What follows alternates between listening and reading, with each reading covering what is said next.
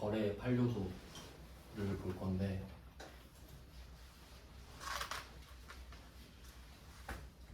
그 좋은 질문을 해주셔서 공유를 좀 하겠습니다. 방금 물어본 거 이게 그 마지막에 무조건 기출을 푼다 그랬잖아요. 그래서 중간이 누락된다 그랬죠. 그래서 그게 실무 부분인데 제가 지금 설명드리고 있는 부분은 이런 부분인 거죠. 그러니까 뭐 뭘 하는지 막 이해하는 파트니까. 근데 나중에는 그걸 토대로 입력하는 걸 할 거 아니에요. 근데 그 부분은 그 못할 것 같거든요. 그러니까 그 부분을 생략하고 바로 기출로 가는 거죠. 기출 문제 안에는 그게 들어있긴 한데 체계적으로 하는 과정은 건너뛴다는 거예요. 그냥 기출로 맨 땅에 헤딩이 되는 거죠. 그러니까 이 실무 부분을 따로 들으셔야 되는 걸 미리 말씀을 드렸죠. 근데 이게 지금 시즌 2에 들어있거든요. 근데 제가 지금 토익 하느라 정신이 없어가지고 시험이 얼마 안 남아가지고 정리를 해놓긴 할게요. 이번 주말에 정리를 하겠습니다. 그러니까 여러분이 지금 하는 게 시즌 4거든요. 그러니까 한번 생각을 해보면은 지금 우리가 하고 있는 게 시즌 4. 그럼 이제 강의 뭐 3개, 4개 이렇게 된 거잖아요. 그러니까 요건 이제 하나씩 올릴 건데 이미 완성되어 있는 거는 3잖아요. 요건 이미 완강이 찍혀 있죠. 근데 요거는 이론밖에 없어요. 실무가 없어요. 그래서 이 시즌 2에 있는 실무를 여기다 붙일 거거든요. 그리고 시즌 2에 있는 앞부분은 그냥 비공개로 해버릴 거고 한 개로 합치는 작업을 할 건데 주말에 해놓겠습니다. 그러니까 실무를 좀 틈틈이 듣고 계셔야 된다. 그러니까 왜냐면 이게 이론이랑 또 별개는 아니지만 그나마 좀 구분을 할 수 있는 파트이기 때문에 그래서 뭐 틈틈이 계속 말씀드릴게요. 지금은 사실 뭐 무슨 말인지 모르시잖아요. 그러니까 계속 말씀을 드릴게요. 네, 뭐 진도는 그렇게 되고 그 다음에 또 제가 목차 잡는 게 중요하다고 지금 우리가 배운 거를 좀 적어볼게요. 항상 생각하셔야 돼요. 처음에 우리가 첫 시간에 배운 거 있죠. 그리고 이거 그리고 동그라미만 하고 이렇게 불가다리 같은 거 그게 회계의 정의예요. 맞죠? 그럼 재무제표 만들어서 유용한 정보를 주네 이해관계자한테. 그게 회계의 정의. 그걸 처음에 배웠죠. 목차를 만드는 게 진짜 중요해요. 진짜. 저도 그렇게 공부하거든요. 어차피 다 외울 수가 없잖아요. 회계 정의. 그럼 첫날은 회계 정의. 이게 복습 끝. 그럼 딱 떠오르잖아요. 그림이. 대충 그 정도 딱 떠오르면 되고. 그다음에 두 번째 배웠던 게 재무제표 아닌가요? 재무제표. 재무제표 하면은 원래 많은데 재무상태표랑 손익계산서가 있었다. 정보가 키워드가 되겠고.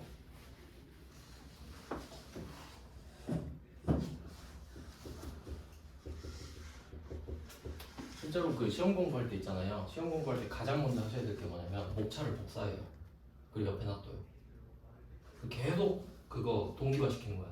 아, 이 부분이 여기서 여기구나, 여기서 여기구나, 이걸 해야 돼요.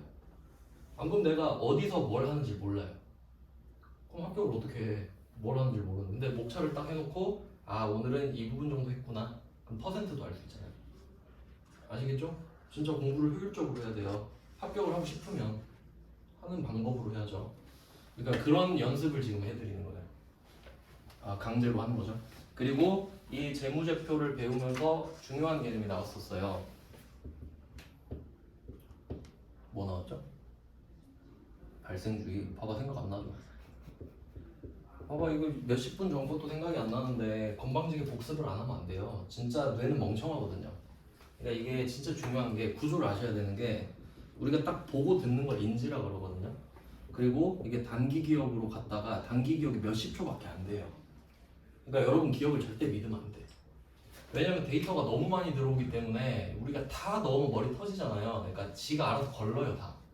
그러니까 안 중요한 건 그냥 까먹어 버린다고. 그럼 여러분 지금 발생주의를 안 중요하다 생각해버린 거예요 그냥. 아 몰라 하고 넘긴 거죠. 그리고 이걸 어떻게 해야 돼? 장기 기억으로 넘겨야 되거든요. 그러니까 제가 그랬죠. 기억 나지 않으면 안 배운 거랑 똑같다고. 그러니까 장기 기억으로 넘기는 과정까지 가셔야 된다는 거예요. 그러니까 여기까지 안 갈 거면 아예 안 하는 거랑 똑같다고. 그럼 그게 뭐 넌 맨날 했으니까 그러지 할 수 있는데 한번 예를 들어 볼게요. 가능한지 읽을 수 있죠. 뭐가 떠올라요? 사가 떠오르죠.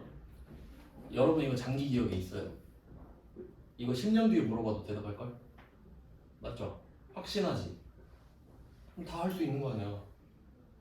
발생주의도 장기 기억으로 넣을 수 있는 거잖아요. 생각하는 건 훈련이에요. 훈련. 머리가 좋은 IQ를 떠나서 노력이라고. 노력.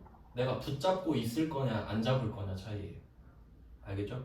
그럼 내가 맨날 목차 그리고 맨날 봐봐요. 장기 기억으로 안 넘어가나? 넘어가요. 장기 기억으로. 그러니까 저는 맨날 하니까 장기 기억화가 돼 있을 거 아니에요. 그렇죠? 저도 사례 아닙니까? 저도 원래 전공이 회계가 아니었어요. 24살부터 공부했어요. 희망이 생기나요? 근데 저는 누구보다 잘한다 생각해요. 이 파트 부분은 잘 가르칠 수 있다 생각하거든요. 아시겠죠? 장기 기억. 노력을 해야 된다는 거지. 그러니까 공부 못하는 애들이 강사만 찾아요. 잘 가르치는 애 강사만 찾아요. 자기 노력은 생각 안 하고. 방법이 훨씬 더 중요하거든. 물론 이 방법을 알려주는 강사가 좋은 강사겠네. 네, 그게 저죠. 재무제표 받고 그 다음 세 번째가 이제 배울 거 복식부기를 배운다 했잖아. 복식부기.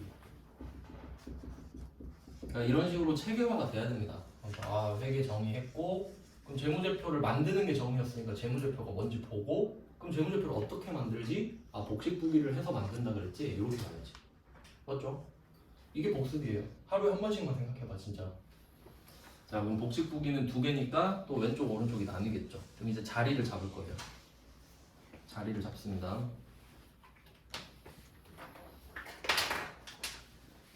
그럼 왼쪽 오른쪽이죠. 자 이름부터 정할게요. 이름부터 왼쪽을 차변이라고 합니다. 오른쪽을 대변이라고 해요.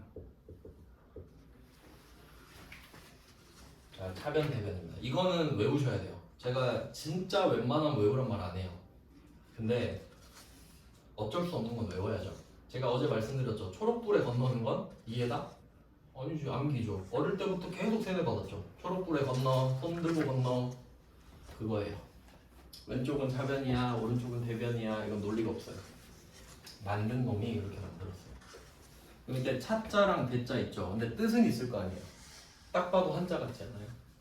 뜻은 있어요. 뜻은 차자는 빌리다. 이거 중요합니다. 대자는 빌려주다예요. 자, 이런 게 왜 중요한지 알려드릴게요.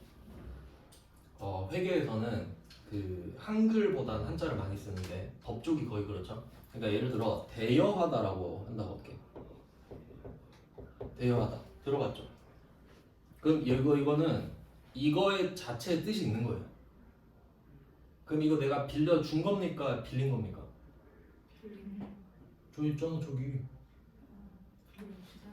여기 있잖아 여기. 그럼 뭐예요 뭐? 빌려주다야. 근데 일상적으로 그렇게 써요? 나 책 대여하러 가야지 도서관에. 그럼 내가 도서관에 야 내가 책 빌려줄게. 잘 써라 이거예요. 말 안 되지. 근데 일상적으로는 그래도 돼. 그냥 잘못 썼는갑다 이러잖아요. 근데 우린 그러면 안 된다고. 문제에서 100만 원을 대여하다 이렇게 나오잖아요. 그럼 빌린 거예요? 빌려준 거야. 끝이에요 이거 자체로. 그러니까 뜻을 잘 알아야지. 뜻은 알아야 돼요. 그러니까 이거를 외우기 위해 노력을 해야죠. 이건 일단 외워야 되는 겁니다. 빌려주다, 대, 빌리다, 차. 그러니까 빌리는 게 차입이거든요. 돈 빌릴 때 차입. 빌려야 들어오니까. 맞죠? 빌려주는데 들어올 순 없잖아. 하여튼 뭐 그렇고 뜻은 그런데 자 여기서 오해하시면 안 되는 게 차가 빌리다, 대가 빌려주다라 그랬죠. 그러면 빌린 걸 왼쪽에 적는 게 아닙니다. 그냥 이름이 차변이에요. 그러니까 이건 암기라 그랬지. 자 그럼 이 두 개 암기하실 거 있고 그다음 한 개만 더 암기할게요. 자산 플러스 이 세 개만 암기하겠습니다. 이 세 개만 암기를 해주시면 나머지는 다 이해시켜 드릴게요. 괜찮은 거래죠? 자 그럼 자산의 증가는 왼쪽이에요. 왜냐면 그림을 떠올려봐. 자산이 왼쪽에 있었잖아요. 그럼 자산의 감소는 어디 적을까요? 그 외운 거 아니죠? 그건 이해했죠? 왜냐면 왼쪽이 증가니까 두 개밖에 없잖아. 그럼 얘는 자산의 감소겠구나. 이거 이해 맞죠? 이거 외웠으니까 이거 이해가 되는 거야. 그 다음에 부채 갑니다. 부채. 부채는 그림상 어디였죠? 오른쪽이 대변이죠. 왜 그런지 이해를 해볼게요. 왜 부채가 오른쪽이어야만 하는지를 알려드릴게요. 여러분이 돈 빌렸죠? 철수한테 100만 원 빌렸죠? 자, 자산 100만 원 들어왔죠? 이 돈은 부채죠. 같이 생겨야 되거든. 같이 생겨야 되니까 부채가 왼쪽일 수가 없어요. 얘랑 얘랑 같이 적어야 된다고요. 그럼 자리가 같으면 안 되지. 의자가 왼쪽 오른쪽에 있는데 얘가 내 무릎 위에 앉으면 안 되잖아요. 야 저로 가 이래야지. 너랑 나랑 같이 한 자리씩 앉아야지 이렇게 되는 거예요. 알겠죠? 자산 증가를 외웠으니까 부채는 같을 수가 없겠구나. 그럼 내가 철수한테 100만 원을 갚아볼게요. 100만 원 갚으면 100만 원 줄어들잖아. 자산 감소. 그러니까 이 부채는 생각이라 그랬잖아요. 100만 원을 갚아야 된다는 생각이죠 이거. 그럼 내가 100만 원 주면 100만 원을 갚아야 된다는 생각이 사라지죠. 부채가 사라지죠. 그러니까 부채 감소. 자산 감소랑 부채 감소 같이 와야 되니까. 맞죠? 저는 처음에 공부할 때 막 이 짓거리를 하고 있거든요. 분석을 해가지고 왜 이렇게 되지? 하고 처음에 완벽한 이해를 해놔요. 완벽하게 해놔. 그리고 다음날부터 한 번씩 보는 거거든요. 그래서 학교 다닐 때부터 그랬어요. 뭐 그렇게까지 하냐. 근데 보니까 전공 살린 애가 저밖에 없더라고요. 오랜만에 보면 와 전공 살렸네 이러고 살리려고 갔지. 자, 그다음 자본. 자, 자본은 투자 받는 거예요. 안 갚아도 되는 돈이니까. 그러니까 아빠가 차 사줬다 생각하면 돼. 아빠가 차 사줬어요. 그럼 자산 늘었죠. 근데 안 갚아도 되는 돈이지. 같이 늘어야 되잖아요. 얘도 자본이지. 그러니까 결국 자산은 부채 아니면 자본이기 때문에 부채랑 자본은 자리가 같겠지. 이 차가 내가 할부로 산 거냐 아빠가 사준 거냐 이 선택권이니까. 맞죠? 그래서 자본이 여기 들어가네요. 아빠가 차 사줬다. 안 갚아도 되는 돈. 근데 아빠가 나랑 사이가 틀어져서 야 차 내놔 하면 자산이 줄죠. 차 압수당하고 자본이 줄어들겠네. 그런 내용이죠. 이렇게 자산, 부채, 자본 하면 얘네들은 재무상태표 식구들이에요. 그러니까 재무상태표 식구들이니까 플러스는 증가라고 읽고 마이너스는 감소라고 읽어야겠다. 이렇게 생각하시면 되고, 그 다음에 밑에는 두 개밖에 없어요. 이게 포인트거든요. 왜 두 개밖에 없을까? 수익이랑 비용이 남았는데, 수익이랑 비용은 마이너스가 없다 그랬죠. 일을 해야 수익이 생기고 돈을 써야 비용이 생기니까. 그래서 수익이 오른쪽에 발생하고 비용이 왼쪽에 발생합니다. 이렇게 8개예요. 그러니까 얘네들은 마이너스 자체가 원래는 없는 거니까. 근데 저한테 이 설명을 안 들었으면은, 왜냐면 제가 이걸 왜 설명해 주냐면 나는 궁금했거든. 왜 수익과 비용은 마이너스가 없지? 근데 책에 안 나와 있어요. 제가 찾아낸 거죠. 그러면 이 비용과 수익은 손익계산서 이렇게 되는 거죠. 이렇게까지 연결을 계속 시키면 돼요. 계속 연결을 시켜 두 개. 여기 이렇게 되는구나. 자, 그럼 왜 수익이 오른쪽인지 이해해 볼게요. 자산이 왼쪽인 걸 외웠으니까. 자, 여러분이 길 가다 10,000원을 주었어요. 10,000원을 주었어요. 자산 증가. 기분이 어때요? 좋아요, 나빠요? 좋죠. 그럼 비용으로 쓸까요? 수익으로 쓸까요? 근데 자산이랑 같이 나와야 되지. 어디 써요? 여기 써야지. 어떡할 거예요 이제? 여기 쓸 수밖에 없지. 그러니까 수익은 오른쪽인 거예요. 돈을 주면 기분이 좋아야 되니까. 근데 그 돈을 잃어버렸어요. 자산 감소. 기분 어때요? 안 좋죠? 비용. 됐죠? 이거 하나 외웠으니까 다 이해할 수 있죠 이제? 그러니까 외울 거 이 3개. 차변, 대변, 자산 증가. 이렇게 하시면 돼요. 재무상태표, 손익계산서. 이걸 이제 적을 건데 이게 분계 8요소라고 하거든요. 그러니까 우리가 복식북이 하는 거 있죠. 왼쪽 오른쪽을 적는 걸 복식북이라고 그러죠. 그럼 그 적는 행위 자체를 분계라 그래요. 분계. 그냥 적는다는 뜻이에요. 영어로 저널라이징이거든요. 일기 쓰다라는 뜻이에요 원래. 그냥 적는다는 뜻입니다. 분계가 복식보기의 형태로 분계를 한다. 이때 이 8개를 모르면 못 적겠죠. 그래서 이걸 배운 거예요. 이게 이제 기본인 겁니다. 이걸 배우고 나서 진도를 나가는 거죠. 뭐 그런 내용입니다.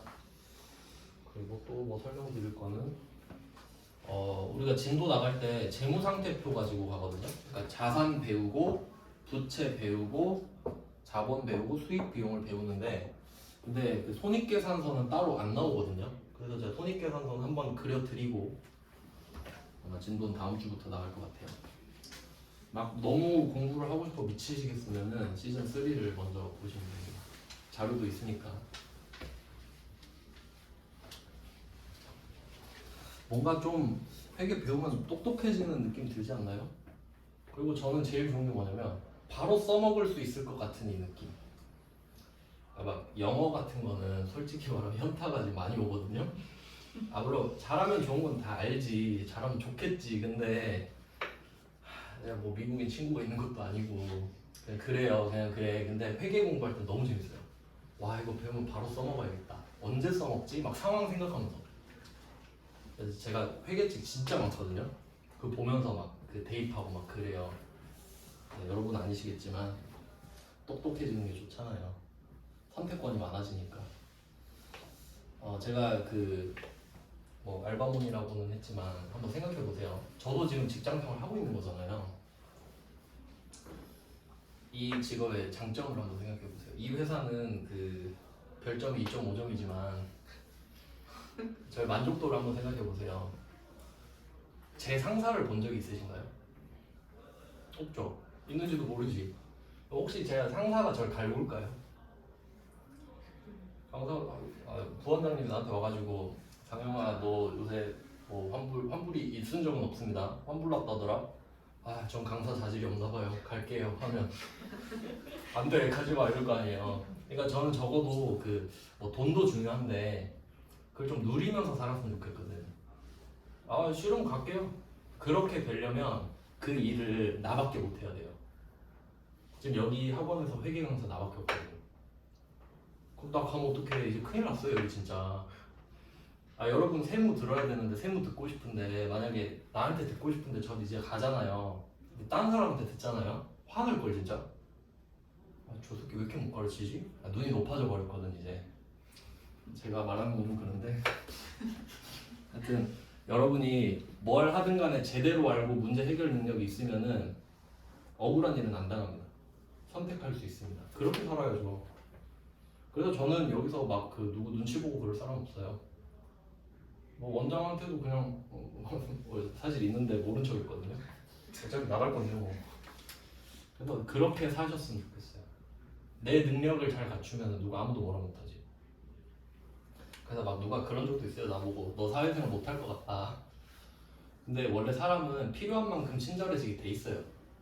그러니까 내가 너한테 불친절한 거는 내가 너한테 얻을 게 없으니까 그렇지. 그렇지 않습니까? 나도 잘해야 될 사람한테 잘해요. 네, 뭐 그래요. 그러면 그 손익계산서 한번 보여드릴게요. 손익계산서 색깔 구분해서 또 보여드리겠습니다. 그러니까 이게 공부하실 때 제가 한 번씩 써드리잖아요. 일부러 제 색깔을 나눠서 쓰거든요. 그러니까 이게 공부가 안 되는 이유가 검은색, 흰색밖에 없어서 그래요. 근데 여러분이 글자보다는 사진이 기억에 더 잘 남거든요. 그러니까 그 글자를 사진처럼 만드는 거예요, 계속. 그래도 빨간색, 파란색 있어 왼쪽, 오른쪽 이런 느낌이 들거든요. 그럼 조금 더 기억 잘 난다. 그러니까 글자가 아니라 모양으로 기억나요. 그것도 되게 중요한 거거든. 그러면 그러니까 책에 읽는 거네 하고 그냥 보는 사람은 절대 안 알지. 내 작업으로 옮기지 않았으니까. 그럼 이걸 한 번 더 보여드릴게요. 자, 매출액 색깔 구분해서 쓸게요. 빨간색이 플러스고 제가 마이너스를 파란색으로 쓸게요. 요거는 그 사실 수업 그 진도랑 상관은 없는데 회계에서 진짜 중요한 거라 한번 설명해 드리려고 해요. 자, 매출액에서 매출원가를 빼고 일단은 쭉 적어 볼게요. 아직 뭔지 모르시잖아요.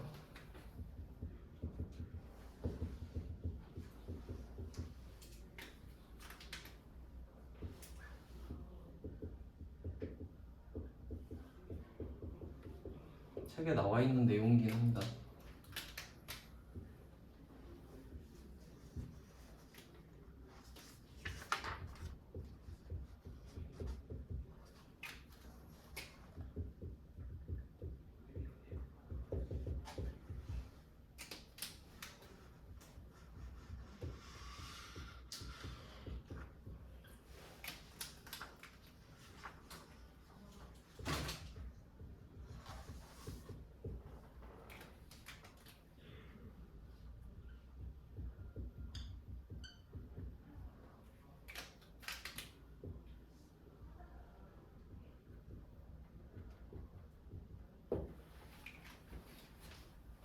그리고 제가 영상을 찍는 이유 중에 그것도 있어요.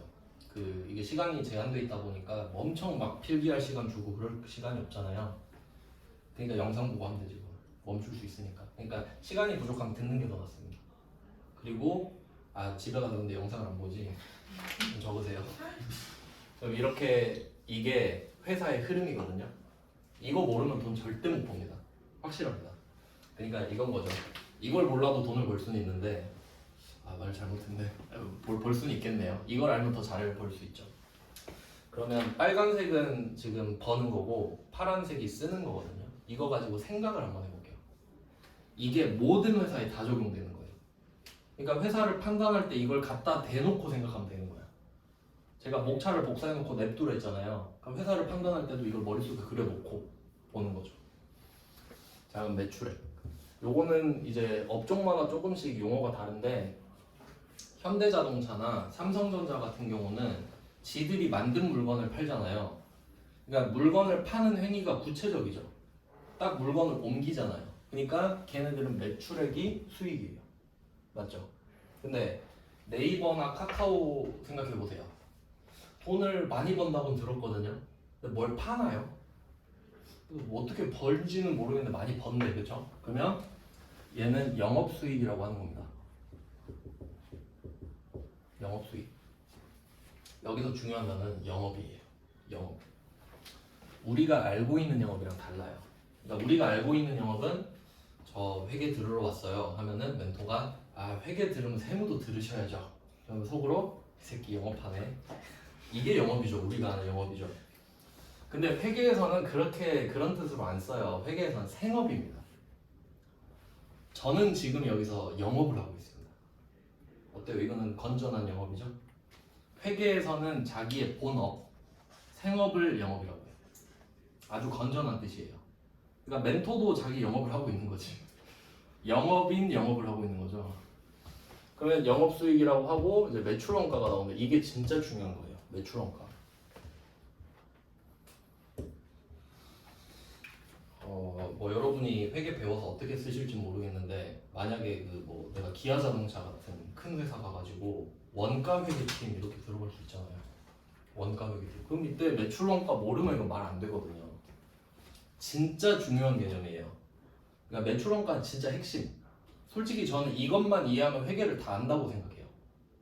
그러니까 그 회계할 때 쓰는 용어들 있죠. 그거 단어를 외우는 건 아무 의미가 없는 거예요. 그건 초등학생도 할 수 있거든요. 근데 구조를 이해하는 게 중요하지 않습니까?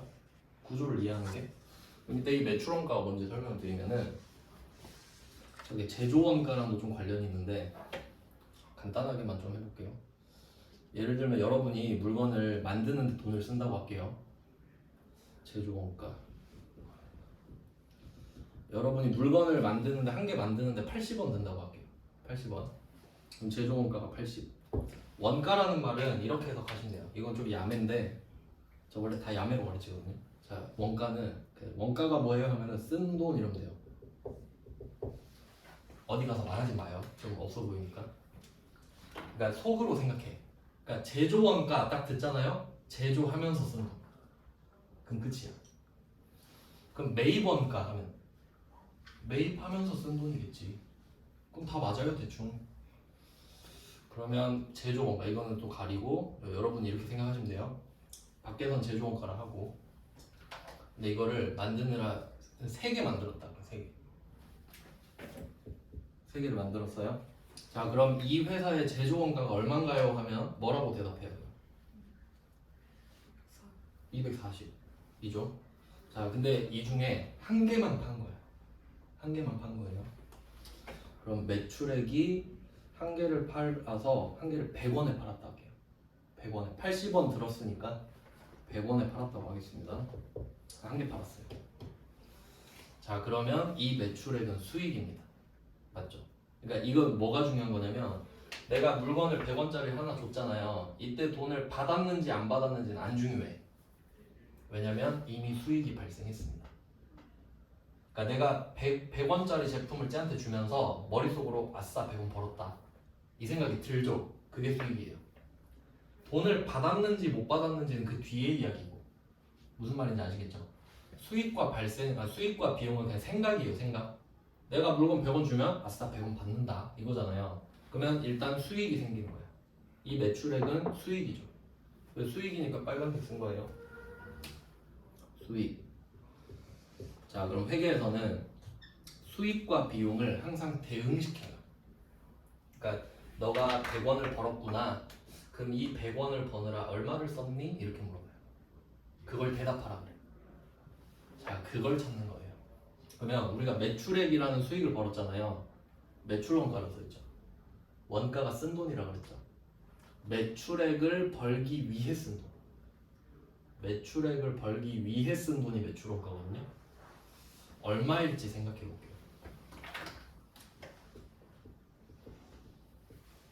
이거 맞히면 회계 신동입니다. 안 맞춰도 돼요. 틀리는 게 맞지 지금은. 정답은 80원입니다. 속으로 생각하셨다면 말할 걸 그랬죠. 아, 회계 신동 소리 들을 수 있었는데.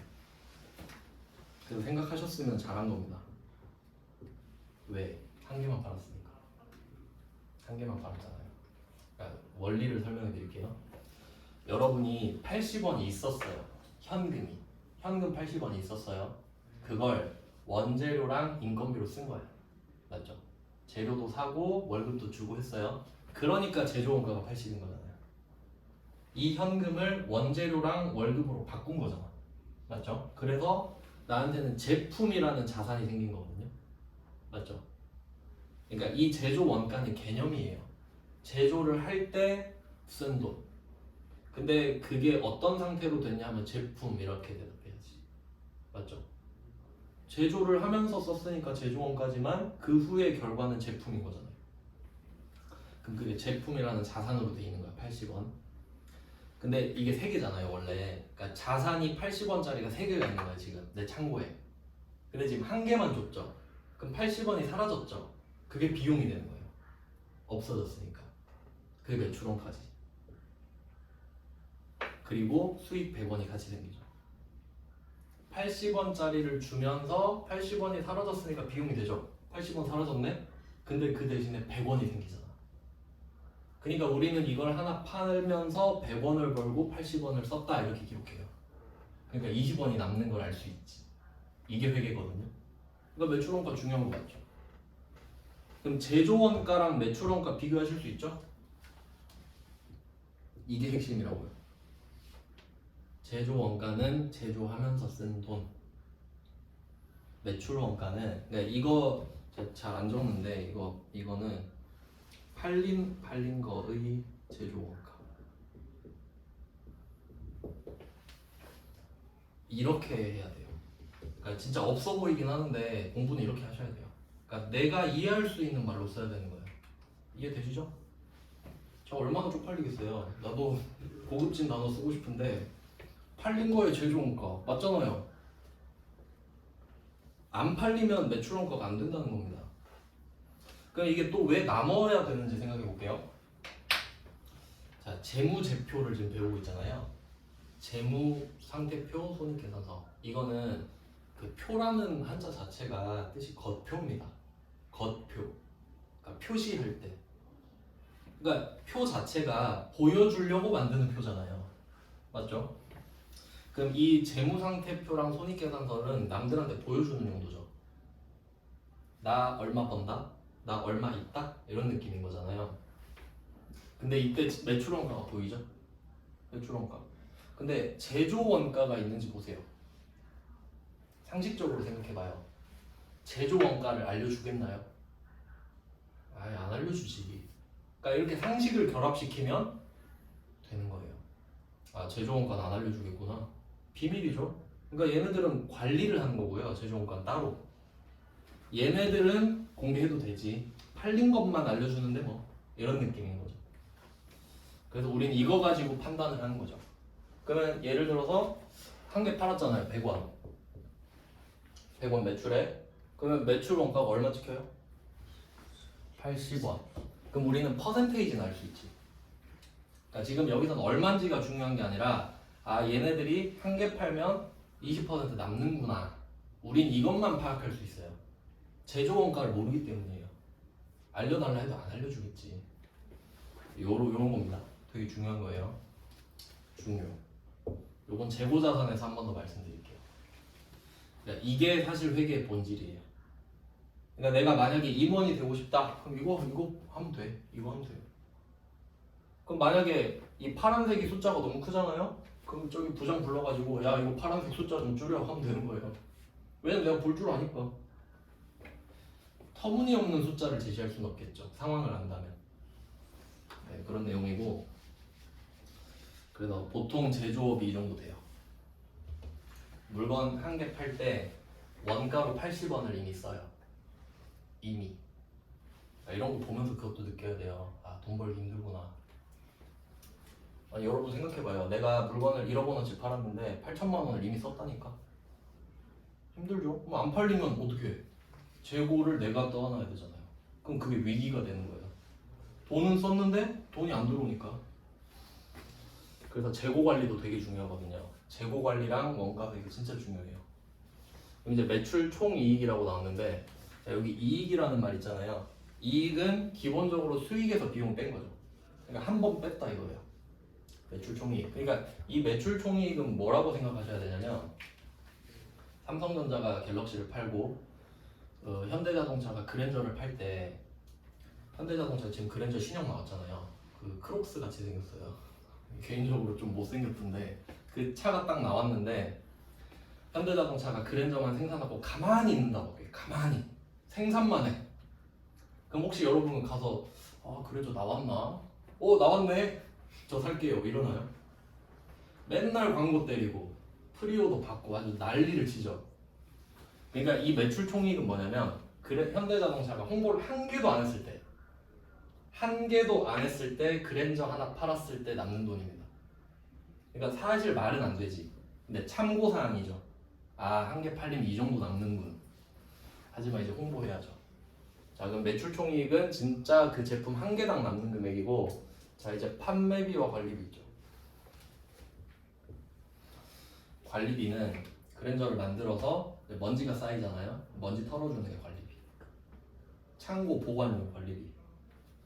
그 다음에 팔 때 뭐 탁송비 이런 거 있죠.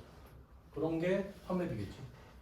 그리고 광고료도 막 외국인 맨날 쓰잖아요. 현대 뭐 어쩌고 저쩌고 하면서 그래서 그게 그 판매비와 관리비인데 그러니까 이 제조원가 그러니까 매출원가는 제조원가 중에 팔린 것만 줄인 거죠.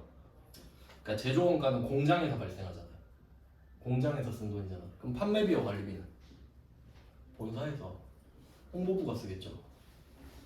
여기서 보통 10 정도 쓴다 생각하면 돼요. 내가 지금 1억 벌었는데 9천 날라갔어. 지금 1,000 남았어요. 1,000. 물론 직원 월급 다 준 겁니다. 그러니까 제조원가랑 판매비와 관리비에는 직원 월급도 포함돼요. 당연히 그러겠죠. 자, 그 다음에 영업이익이 나오죠. 이게 중요합니다. 중요해요. 영업이익. 왜? 영업이 뭐라 그러죠? 본업, 생업이라 그러잖아. 이게 우리가 흔히 말하는 평타입니다. 평타는 친다 그러잖아요. 얘네들의 평타인 거야 이게. 그럼 얘네들은 내년에도 대충 이 정도 나와요. 맞죠? 작년에도 대충 이 정도였을 거고. 크게 다르지 않다고. 그러니까 얘가 실력이에요. 이 회사의 실력이라고. 기본기예요, 기본기. 그럼 영업이익이 10 정도 남잖아요. 대박입니다. 제조업이 만약에 영업이익이 10% 남는다? 여러분은 그 주식을 사셔야 돼요. 그만큼 돈 벌기 힘들다는 거예요. 근데 삼성전자는 막 한 15에서 25까지도 막 가요. 왜 그런지 아세요? 삼성전자는 자기가 번 돈 있잖아요. 이거 남는 돈 있잖아요. 이 중에 절반을 계속 연구해요. 쉽지 않은 선택이에요. 그러니까 여러분이 월급 300 받았는데 세후로 300 받았는데 150을 막 교육비로 쓰는 거야. 아니야, 난 부족해. 학원도 또 다니고 또 자격증 딸 거야. 이렇게 산다고 삼성은. 그러니까 돈을 걔네들 특허들을 쌓아놓고 있잖아요. 한 개씩 풀죠. 맨날 연구만 하니까. 그러니까 그런 걸 보면서 저 느꼈거든요. 와, 저래서 인류기업이구나. 어떻게 번 돈의 절반을 때려박냐 연구비에. 그러니까 잘 되겠구나 이 생각을 하지. 여러분 그 생각하기 힘들잖아요. 근데 삼성전자를 보면서 전 그걸 배웠어요. 그러니까 어차피 그 쓴 만큼 벌어내는구나 다시 특허로. 그럼 이때 삼성전자 제가 이거 25%까지 봤어요. 진짜 말도 안 돼. 말이 안 돼요. 제조를 해서 25%를 남기는 게. 그러니까 제조업을 잘 못해요. 돈이 너무 많이 들거든요. 그럼 이렇게 남겼어. 근데 영업의 수익이랑 영업의 비용이 있죠. 그러니까 이제 요 밑에는 뽀록이에요. 그러니까 이거 용어 정리 잘 하셔야 되는데 제가 쓰는 말은 이래요. 이건 평타. 자, 그럼 영업의 수익 있죠. 요건 뽀록이에요. 뽀록. 그러니까 예를 들면 복권에 당첨됐다. 아니 뭐 땅 팔았다. 그런 것들이 뭐 실력입니까? 어쩌다 한 번 있는 일이죠. 근데 번 돈이긴 하잖아. 근데 우리가 이걸 염두에 두고 봐야 됩니까? 그건 아니지. 중요한 건 아니구나. 왜냐면 내년엔 없잖아요. 그러니까 영업이익은 내년에도 기대할 수 있죠. 그 한전으로 좀 말씀을 드리면은 한전 아시죠? 한전. 한전이 원래 어디 있었죠? 서울에 있었죠. 지금 어디 있어요? 나주. 그러니까 그 기관이 내려와서 도시가 된 데를 혁신도시라 하잖아요. 그러니까 한전 때문에 혁신도시가 된 거죠.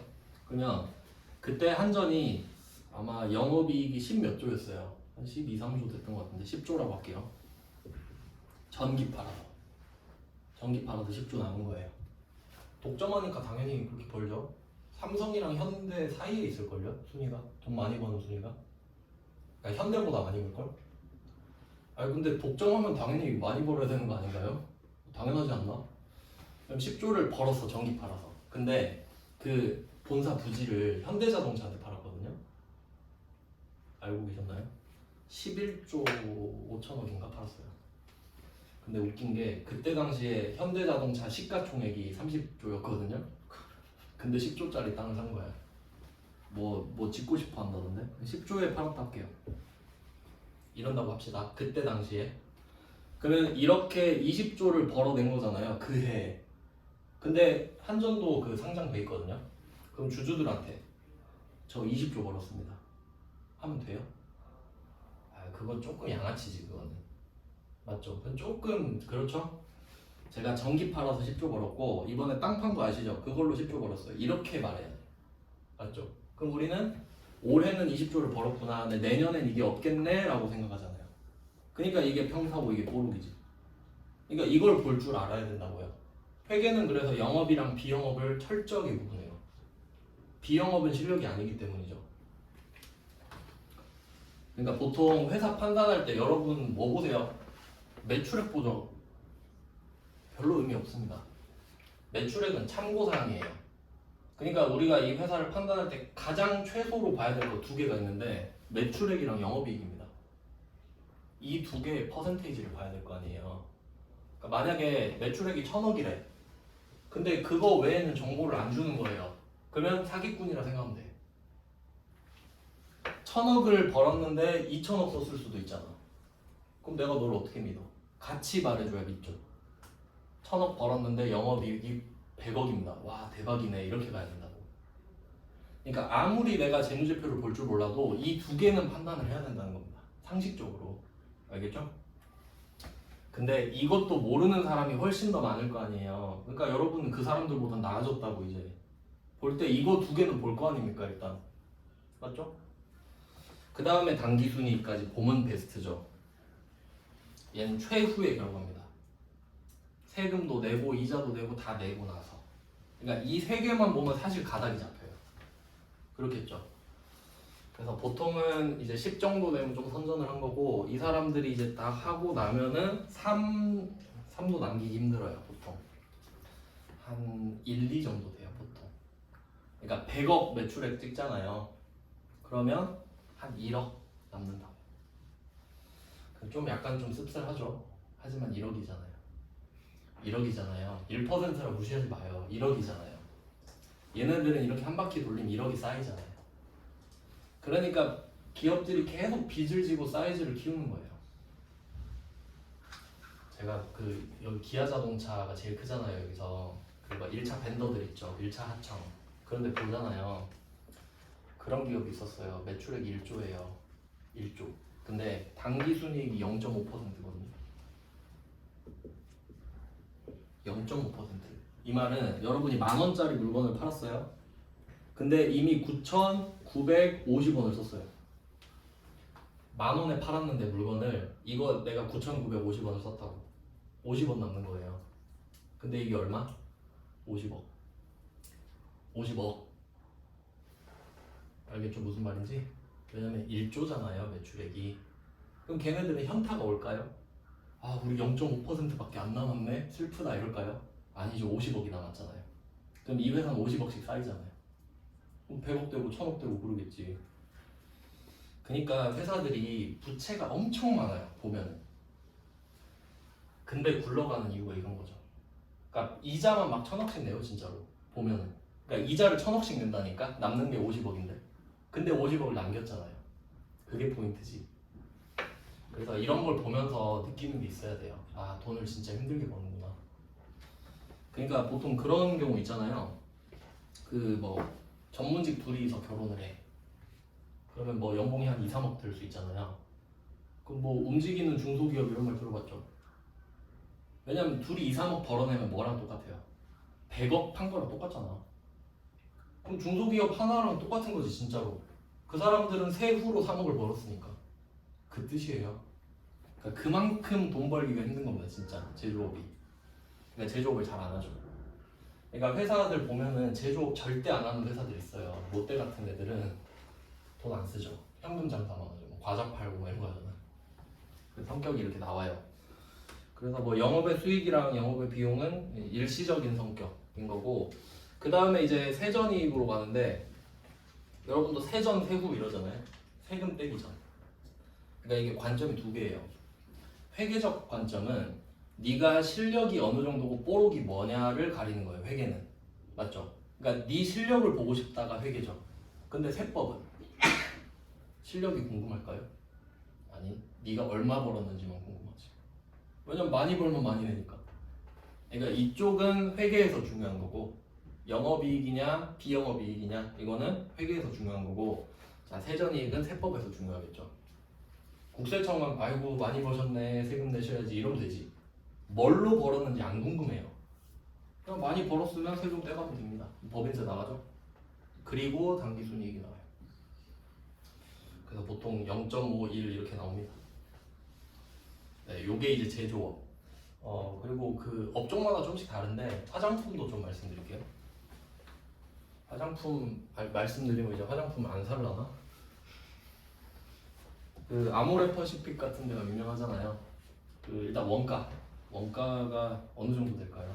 100원 팔면 대충 좀 후하게 잡아주면 한 20, 좀 박하게 잡으면 10 아래로 못 떨어져요. 무슨 말이냐면 10만 원짜리 화장품 있잖아요. 막 원재료만 하면 원재료 같은 것만 하면 한 8,000원 이럴 수도 있어. 10만 원짜리가. 그럼 왜 여러분은 10만 원에 살까요? 20으로 할게요. 기분 너무 나쁘시니까 20으로 할게요. 20. 그러니까 여러분이 10만 원짜리 화장품 샀는데 재료랑 인건비 해서 2만 원으로 합시다. 자 그러면 얘는 80이 남죠. 돈 대박 많이 벌겠죠? 하지만 광고비 60. 여러분 화장품 광고하면 누구 나와요? 연예인들 나오죠. 그러니까 그 사람들한테 돈 주고 있는 거라 생각하면 돼요. 화장품 살 때. 그러니까 원래 다 똑같은 게 그 화장품을 만드는 공장은 많지 않아요. 공장이 많지 않아요. 공장 몇 개밖에 없어요. 명품도 똑같아요. 명품도 큰 회사 2개인가 3개인가 밖에 없어요. 그러니까 다 같은 회사에서 다른 브랜드로 찍어내는 거거든요. 그러니까 화장품도 똑같아. 같은 공장에서 만드는 택만 달라요. 그러니까 OEM 이런 거 들어보셨나요? OEM? 주문자 생산 방식인데 예를 들어서 그 어떤 화장품 그 브랜드에서 공장에 전화를 해가지고 이거 이 성분으로 이렇게 만들어 주시고 디자인을 보내줘요. 그리고 우리 거 로고만 찍어서 주세요. OEM. 그러니까 그 화장품 회사는 공장이 없어도 돼요. 그러니까 아이폰을 그렇게 만들어요. 아이폰은 공장이 없습니다. 근데 이건 그래도 양반이거든요. ODM이라는 게 있어요. 이건 디자인이거든요. 아예 공장이 다 해줘요. 디자인, 로고, 뭐 포장 다 해줘요. 돈만 주면 돼. 이런 회사도 많이 있습니다. 그러니까 그런 데서 돈을 많이 쓰는 거예요. 아시겠죠? 그러니까 이런 거 알고 있어야 될 거 아니에요. 그러니까 이런 거 보고 현타도 좀 오고 화장품은 원가가 싸구나. 그리고 이런 거 보면서 이런 회사는 가면 안 되겠구나.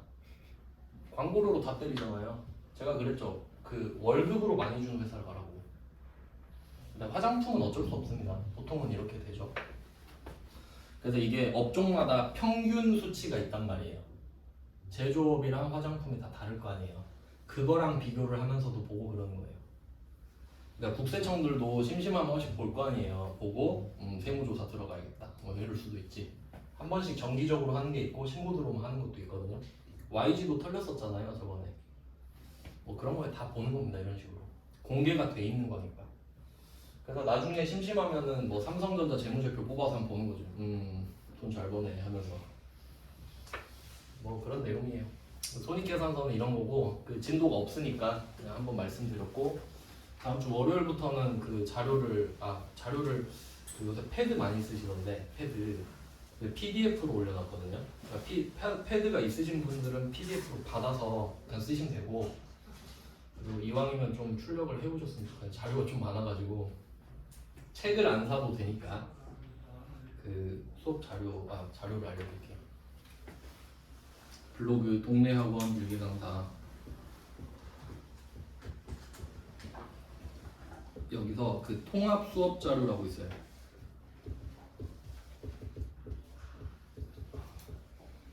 통합 수업 자료.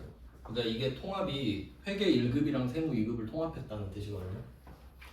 그래서 동네 학원 일기 강사 블로그에서 그 왼쪽에 목록 보시면은 통합 수업 자료가 있고 거기에 1번 글로 돼 있을 거예요. 1번 글. 맨 앞에 이 통합 수업 자료에 파트별로 돼 있거든요.